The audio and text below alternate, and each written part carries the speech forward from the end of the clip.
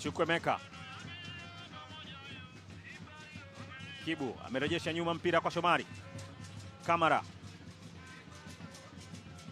Pasi yake kwa Shomari Kapombe. Kibu anampitia tena Shomari Kapombe. Shomari kavi pass kwenye nafasi Elie Mpanzu. Kibisawala Elie Mpanzu kwenda kuifanya kazi nzuri sana ya kukamilisha ile mpira kwenye net. Unakumbuka hicho ambacho amekifanya Elie Mpanzu, waliotazama AFCON, shabiki maarufu kwelikweli ya Jamhuri ya Kidemokrasia ya Kongo kwa kitwa Lumumba, na yeye amekwenda kuifanya ile. Wanachinja mashabiki wa Simba dakika ya 20, wanakula mua. Pasi ilianzia kwa Shomari Kapombe, akapewa Kibu Denis Prosper, akapitisha kwenye njia tena. Pasi ya viwango ile, wote wamekwenda mbele, mpira ukaenda kumfuata Elie Mpanzu Kibisawala.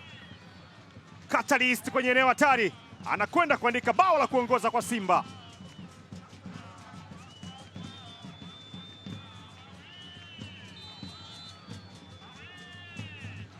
Wale mashabiki wa United, pengine enzi hizo, Luis Nani, mmoja wa wachezaji ambao walikuwa wakifunga, anakwenda kuruka samasoti hizo.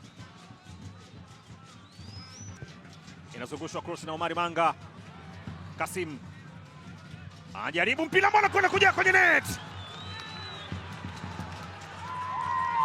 Bao kali kabisa. Wanasema hata miwa inaweza ikaua. Sukari ikizidi unapata pressure, unakufa. Magata Frederick anawapeleka kati wekundu wa Msimbazi. Bunduki ile, angefanya nini Hussein Abel kwenye eneo kama lile? Tazama mpira wa Wilson Nangu aliokoa, lakini kasetiwa pale pale na Kasim Shaibu.